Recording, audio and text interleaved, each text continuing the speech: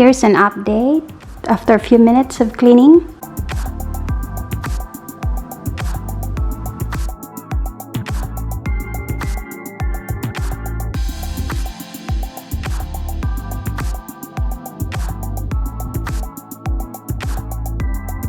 We still have this area to be cleaned.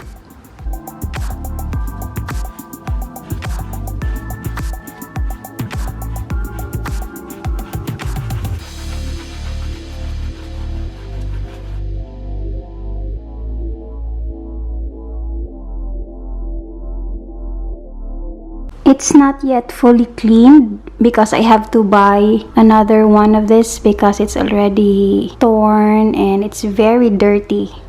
So I have to continue this tomorrow and let's see how clean would this wall be after thorough cleaning.